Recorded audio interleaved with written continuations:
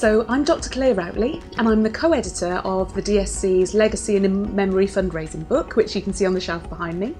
And these are my 5 top tips for legacy fundraising. I think legacies is often on our radar as something that's really important, but often it just falls down the list of priorities because there's other forms of income which result in money now. And also actually sometimes I think we're just a bit frightened by it. It's associated with the taboos around money and death, and sometimes I think therefore perfect becomes the enemy of good, and so we worry that we're not going to do it right in some way. But actually there's some really simple things that you could do to get started.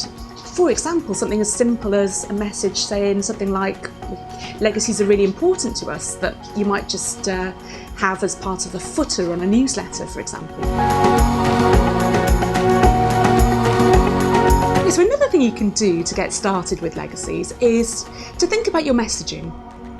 So what research tells us is when people are thinking about legacies, they tend to be thinking about the big picture for the organisation's vision, if you will.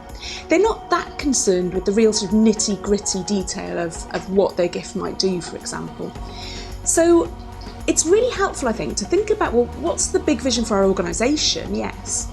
But also, where does that vision really align with donors' vision for the future? And that's really, for me, the sweet spot for legacy messaging. How can our vision align with the donor's vision? So there's really good solid research evidence that says telling stories about other living people who plan to leave legacies in the future is actually a really powerful way of encouraging others to think about legacies.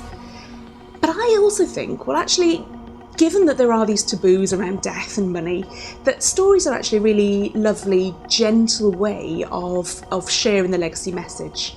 So, as I said, that could be stories about what other people are planning to do in the future, but it could be stories about people who've actually passed away and left you legacies. It could be stories about what legacy gifts have actually done for the organisation.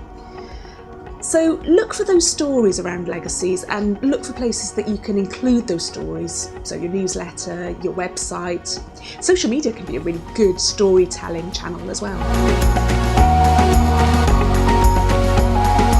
So a great way to approach legacy fundraising, particularly if you're new, is to think about integrating the message, to think about essentially how do you drip the communications little and often.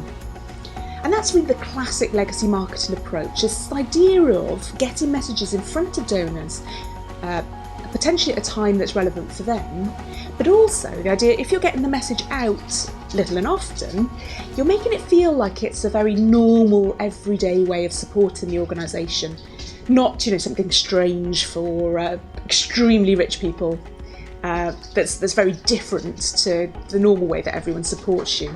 So a good approach is to think about, well, what are you already doing and how can you then integrate legacy messages within that?